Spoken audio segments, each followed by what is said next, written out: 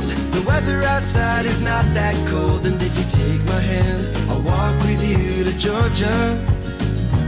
Hello and welcome to Country with Celine. Today we are joined by up-and-coming country singer Clayton Hackle. Clayton, how are you doing today? Doing well. How are you doing, Celine? I'm doing great. Thanks for asking. Okay, first things first. Georgia Calls Me Home. That is your latest single out. And by the sounds of it, and I've already talked to you about this, you are a Georgia boy. I am through and through. I was born and raised here, still live here. Love everything about the state. So when I got, ready to pick my next single, this was one that really hit home for me. Yeah, so explain to me the inspiration behind that song and how special it was. As you were saying, it hit home. How special was it? Yeah. So I have a lot of, family heritage here. The culture in the state is truly amazing. There's just so much that goes on within the state, and just a lot of historical things. But for me, I'm a nature boy, so I kind of go outside and I take in, all the pine trees we have here and open fields. I'm from a farming community, so nature kind of speaks a little deep to me. And, I always had kind of a hunger, kind of a yearning to put that feeling into a song. So that was kind of my inspiration behind it. And just kind of sat down one night and started on it. And over the course of a couple of days after that, my friend Kyle Thomas, which is from Statesboro, he's also a songwriter. We collaborated and hashed it out, and the song was born a few days after that. So yeah, it's pretty cool. This ground that I grew up on runs through my veins and in my bones. It's buried in my heart, way down deep. Like a lighthouse on the coast, it shines a light down in my soul. It's part of who I am, who I'll always be. Cause no matter where I roam, Georgia calls me home. No, that's amazing. And I was watching the music video. It looks beautiful. It looks so nice and peaceful over there too. And the ending scene when you're on the lighthouse, I would live there. Oh my gosh. So I have to elaborate on that a little bit. So I really wanted to capture just the essence of the song in the video, taking all the nature scenes and stuff like that. But the lighthouse especially, I grew up about an hour from Savannah, and Tybee Island is just off the coast of Savannah, Georgia, down here. And that lighthouse was just kind of like really iconic to me personally, because we spent a lot of summers when I was a kid. My family, we spent a lot of summers over there, and it was just in my mind the whole time when I was writing the song. Couldn't get the image out of my head. So when we got ready to film the music video, that was my one big demand for the video guy, was to make sure we got the lighthouse in the video. So well, it was a that was really perfect cool. way to end the video. Yeah, it was fun, man. That was my first actual full music video I've ever done, and it worked out perfect. So I had a great time filming that thing. That's great. I have to ask this one question too, because I've seen a lot of places down in the States where they have like a water tower like that, and I feel like you guys can just climb up it anytime you guys want. Here we don't have that in Canada. Well, where I am in Toronto, we don't have stuff like that. And I've always wanted to climb up a water tower and bring my guitar, sing a couple songs. Oh yeah. Is there security or no? I mean, if you're not scared of heights and you want to climb up to a height that could kill you when you fall, go right ahead. Usually, I mean, depending on where you are, they're locked up. There's a gate around the bottom. Mm-hmm. But there's some places in a small town. I live right down the road from a really small town called Pulaski, and they have one there. And I'm pretty sure if you wanted to climb it, it wouldn't be a problem. But going back to the 90s, there's actually a country song by Joe Diffie called John Deere Green. I don't know if you ever heard that song, but he actually talks about climbing up a water tower and spray painting his girlfriend's name on the side of it. Okay, I really got to hear this song. Wow, I feel so dumb. I haven't listened to it. Hey, well, I grew up listening to 90s country, so I'm pretty well versed in it. But I highly encourage you, go get yourself a laugh. It's pretty funny. Okay, so let's talk about you then. You grew up in Georgia, as clearly it was stated in the song, Georgia Calls Me Yep. Home. So were you surrounded by music your whole entire life? Like you were saying you grew up listening to 90s music, but did your dad play, your mom? Like, No, actually, I grew up in a pretty non-musical family. I had a few aunts that played piano for a local church, but I grew up, we were more fans of country music than we were actually, musicians. So I just grew up in the culture of listening to a lot of country. And I had, as I got older, kind of got more curious and started picking up the guitar. I had some family friends that did play, and I just hung around them a lot until I kind of, figured out how to play. So that's kind of how it started. so what age were you when you finally decided, you know what, I want to pursue Um, country music as a career? oh, as a career, well, um, I don't know. That's probably my early 20s. Probably like, I don't know, when I was 20, 21. I'm 29 now, so feels like a long time ago. But I'd say my early 20s. I just, after my first performance, I just had a hunger for it, So that's kind of what made me step off into the deep. Just throwing it out there, you don't look 29 at Oh, all. really? You just know you look young. I Yeah. thought you were Oh, gonna really? say you're like 23. No, I mean, I appreciate that. It's it's funny, you get to, the brink of 30 years old, and you're like, man, you look back in your 20s, like, holy cow, there's a lot that happened, but you still, I feel young. I've done a lot of stuff in my life, and music's carried me a lot of cool places, but I think the best is definitely yet to come. So Oh, it's for fun. sure. 30? That's not even old. Okay, Clayton, you still got your Oh, whole man. life ahead of you. I don't know. Well, I'll ask you the same question when you get there. How about Okay, that's that? fair. That's fair. I'm 23 and I feel like I'm already old, but I understand Yeah, where you're coming from. no, So it's fun. musical influences. You said you grew up listening to 90s music. So how much, Did. let's say, who do you look up to now as a musician? Who do you look up to now? And do you really find that the way they perform or the way they write their songs influences the way that you deliver your songwriting and your music? Absolutely. I'd say if I had to pick three icons and that I really like to base, like, obviously I'm not trying to copy or emulate anybody's career, but there's three artists in particular that I absolutely love and I've followed for a long time.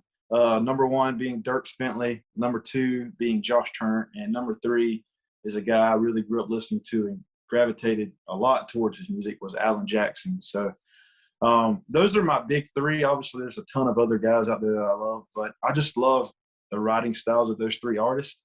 And I have not seen, actually, I haven't seen two of them in concert yet, but I've seen Dirks multiple times. So I really gather, on the entertaining side and performing side, he's just, I don't know, he's great. And I'm sure the other two they're more kind of stand behind the guitar and, sing in front of the mic and not so much move around and do crazy things. But, I'm just kind of a blend. I grew up on the 90s listening to Garth Brooks and Brooks and Dunn, George Strait, and all those guys. But I think if I had to kind of sum up my influences now, it'd be a mix of all those guys in the 90s and kind of the guys who were breaking through in the early 2000s. So it's fun. That's my niche. That's kind of where I fall. So. And so who would you say would be your dream collaboration then? If you got to pick like one of those artists that you just named or even like someone else, who would it be? Oh man, that is a great question. Thank you. Man, if I could write a song with Alan Jackson, just sit down with him and pick his brain and be in the room with somebody like that, with so much experience and so much knowledge in country music, it'd probably be him. So there you go. I love that answer. Did you see, I think on Netflix, I'm pretty sure it was on Netflix or Prime, there's an Alan Jackson like documentary. Yeah, I watched the whole thing. It was fantastic. I loved every minute. That's great to hear. That's what I was going to go and watch right after this interview. Yeah, he's actually from Noonan, Georgia, which is about 2 or 3 hours north of from where I'm from. So he's a Georgia boy too. He's a Georgia boy. That's cute. That's right. Okay, so also you're a Braves fan. In your Instagram bio, it literally says Atlantic Braves fanatic. Okay, so did you grow up playing baseball? No, I actually didn't. I mean, I played, rec ball and stuff like that, but never really got into playing. Music was kind of my thing after I got old enough to kind of make my own decisions. But I grew up in Braves baseball, the culture of that, from my grandpa actually, and all of his brothers. All my great uncles, my grandpa, they were all huge fans. And basically, when I was a kid, I lived just down the road from my grandpa, and every time I'd go see him, he'd be watching games. So I grew up watching it and kind of fell in love with it the same way he did and his family did. When he was younger, the Braves were like one of the few things on TV every night. So they kind of got embedded in that at an early age, and I kind of followed suit 2 generations later. So that's kind of how that started. That's adorable. You better keep that tradition going. Okay, don't let it stop. Yeah, I'm still going strong.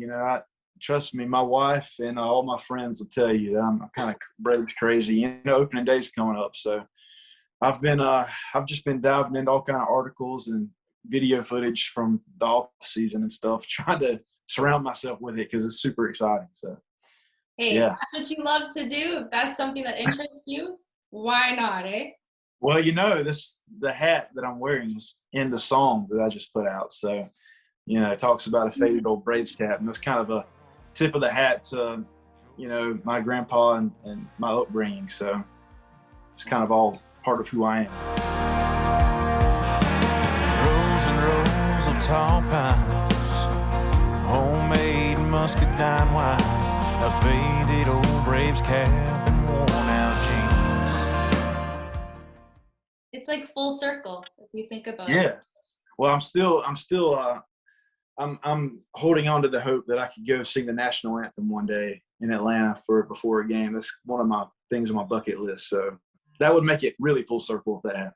Oh my God, I just got shivers when you said that. That would be amazing. Yeah. Oh my gosh. If that happens, no, I shouldn't say if. When that happens, because that's how you need to talk, okay? When that happens, you let me know and I'm going to watch that game. Hey, I will definitely let you know. We'll do a podcast afterwards, talking about the experience. How about that? Oh, we have to, because it's going to happen, okay, Clayton? It's going to happen. I believe you. And now another good news. Okay, so you and your band will be opening up for Rodney Atkins April 24th at this year's Vidalia Onion Festival. I hope I said that correctly. Vidalia. Vidalia? Vidalia. Yeah, you got to bring a southern accent. Ah, okay. Vidalia. Vidalia. There you go. I'm so bad at pronouncing things. You were scheduled to perform there last year, but then it got canceled because of COVID. So how excited are you, and how much energy have you saved up for this moment? Man, it's been a crazy past year. I was super bummed when last year's festival got canceled, but I got the call to open for Rodney this year, and I've always looked up to him as an artist, and just to share the stage with somebody like that, it's just a feeling I can't quite describe. So I've been pouring a lot of energy and preparing for that already. It's still a good month out, but with COVID being here and everything, it's kind of shut everything down for the past year or so. So having a show of this caliber, coming up later this spring is something I'm super pumped about. So it's cool. Of course.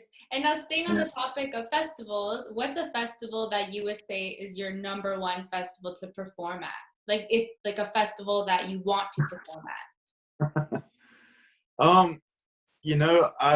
I've always thought the Georgia National Fair was pretty cool. I mean, it's up in Perry, Georgia, and every year they have super big headliners come through, like Zach Brown and Old Dominion, guys like that coming through, taking the stage. And I've always thought it was really cool that a fair, here in my home state of Georgia had a concert lineup full of country music. So something like that. I mean, it's the biggest fair in the state of Georgia. And I think that's really cool. So that's really cool that they have big headliners like that too come to a fair. Yeah, I mean, it's a ball. I mean, happens every October, and cotton candy's in the air. Ferris wheel is huge. It's a big agriculture community up in Perry too, so kind of fits the bill, with country music. So. I think I have to add Georgia on my bucket list now. Come on down. We have everything from mountains to beaches and peach orchards and all those kind of things. We have really, really nice beaches. I would have to say that. A lot of people come here for that, specific reason. So For beaches? I never would have thought. yeah, I mean, Florida's cool and everything, but you have Tybee Island here, which is a huge hub for Hollywood movies and stuff. The last song with Miley Cyrus was actually filmed there a few years ago, and a lot of Disney movies are coming down. Lady and the Tramp was actually filmed in downtown Savannah, a few miles from Tybee Beach. So, a lot of cool things going on in the entertainment industry down here in Georgia. You should come down. Yeah, who would have thought? Thank you for sharing all of that. Yeah, absolutely. And now a couple of days ago, you and me were chatting on Instagram, and you mentioned that you were going up to Nashville to record some new music. So what can fans expect from that? Oh man, I'm still trying to figure out what I can expect from it because I got my hopes set pretty high. But when I recorded my last single, I absolutely fell in love with the city of Nashville and specifically the studio I went to with Grady Saxman Studios. His production crew, his team of session players, and just all the guys in his circle have been a huge blessing for me. And it's taken my career to the next level. And I look to kind of keep pushing that forward. And I'm actually planning on making another trip in about 3 weeks. So I'm going to go back up to town and cut some more music. So I would expect at least a new single to drop within the next few months. So that's exciting. That's my problem. Yeah. Well, you heard it here first on Country with Celine. Yeah, that's right. So just out of curiosity, how far is the drive from Georgia to Nashville? I feel like it's really close.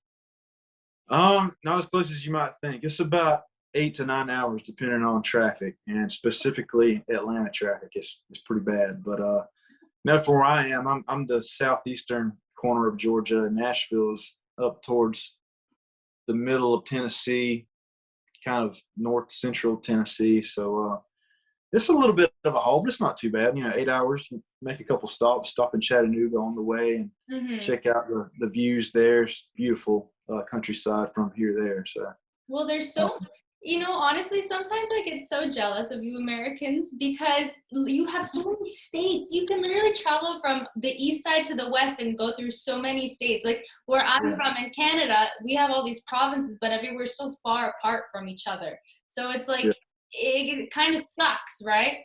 But where you are, it's so beautiful. Honestly, the States is gorgeous, to be completely honest with you.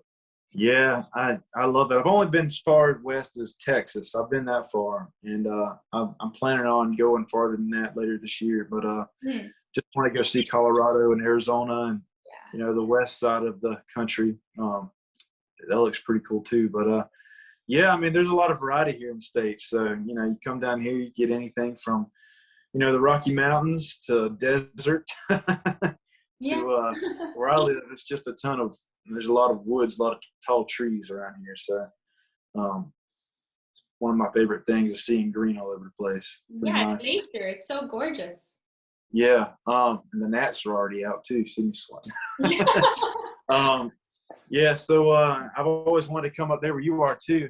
Canada's a beautiful place. The caribou hunting and all that stuff. I've heard a lot of good things about Canada. So Canada's really pretty. We have a lot of open land. Like a lot of really pretty scenery up here, especially in BC. It's gorgeous. I've only seen photos, but if you come up to Canada, you definitely have to go to BC. Yeah. Do you speak French too? Doesn't a lot of Canadians, don't they speak French? Or is that just certain parts? No, honestly, not a lot of Canadians speak French. Only if you go to like Montreal or like Quebec area, that's where you'll find a lot of the French ones, and they're not always the nicest, to be completely honest with you. But that's where you'll find them. I don't know. I guess I read that somewhere, but it's partially. Okay. There was a TikTok going around, and people were saying that we lived in igloos. So like, it's okay. I have to get up there and see for myself. Yeah, you gotta do that. Now, Clayton, before I let you go, we're gonna play a little game called Country with Celine Rapid Fire. So basically, I'm gonna shoot you out a bunch of questions. They're not gonna be related to music or anything. Just kind of get to know you. Okay? Okay, sounds good. So your first one, is a country music one, but it's not about your music. Okay. So favorite country song at the moment? Things a Man Ought to Know by Lainey Wilson. Oh, that one's good. That one's good. I like that one too. Okay. Favorite Netflix binge? Oh man, Stranger Things, but right now I'm going through the 100, so those are kind of my two off of Netflix. What season are you at with the 100? Season 5. Things have gotten really weird. That show it's weirdly captivating, and I've enjoyed it. I'm kind of a sci-fi guy, kind of my guilty pleasures like Star Wars and stuff like that. So it's up my alley. But this one's out there. It's fun. Yeah, no, I stopped watching it. I couldn't do it anymore. It was just like, okay, this is getting odd now. Yeah, it did. What are your 2 biggest pet peeves? Oh man, that is a good question. I'd have to say when like people come to your house and they're in your kitchen and they leave your cabinets open, the doors, you have kitchen cabinet doors, and they leave them open and they walk off. That aggravates me for some reason. I don't know why. Why do people do that? They shouldn't do that. I don't know. I'm like, that's a door. You open it and then you close it when you're done, right? It's common sense. That's kind of a weird pet peeve. The other one is when people don't text me back. In a somewhat reasonable manner. You'll text them something. It's like, hey man, what's going on? 2 weeks later, oh dude, sorry, I missed this. I'm like, you've had your phone with you this whole time, Come on, man. Never understood how people could go days without responding to messages. It's so odd because you are on your phone all the time. I know, right? It's funny. Like, I guess, with being in the music industry, I'm always, I'm pretty plugged in to my phone because you never know when you're going to get a call about something, opportunity or something like that. So a lot of people aren't that way, but, that's one of my pet peeves. So. What's a fair pet peeve? What was the best gift that you've ever received?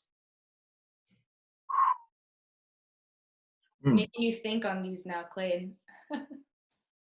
I have a lot of great gifts people have given me. Can I do 2? Yeah, of course. Okay. My parents gave me my first guitar for Christmas, and I wouldn't be where I'm at now without that. It kind of brought me along when I was 15 years old. And my wife is actually a painter. She paints like fine like portraits and murals and stuff.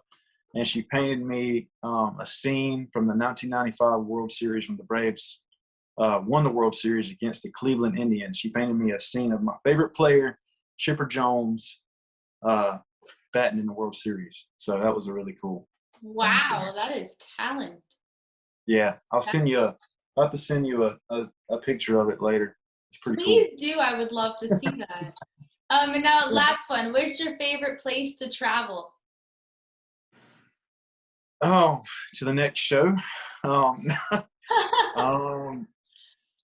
don't know. I feel like my favorite place to travel is a place I haven't been yet. I feel like I haven't. I mean, Nashville, obviously. I mean, that's probably my number one answer. But I'm really curious to go check out the rest of the country. Obviously, there's a lot of places I haven't been, and I've always wanted to go to Europe too. So maybe go over to London, see what life is like over there. You know where you should go if you go to Europe? You should go to Italy. Really? You should go to Italy. Coming from an Italian, I'm telling you, you got to go to Italy. The food there is immaculate. It's so good. Yeah, I've heard. Yeah, you got to go. But thank you so much, Clayton, for joining me today on Country with Celine. It was such a pleasure chatting with you. I really enjoyed this, and I can't wait to hear the new single when it rises. Okay, you got to let me know if you're releasing it again. Yeah, you'll be the first one that listens, right? You'll be waiting at midnight when it drops. Oh, 100%. You already got that right. Of all love I've known, and no matter where I roam,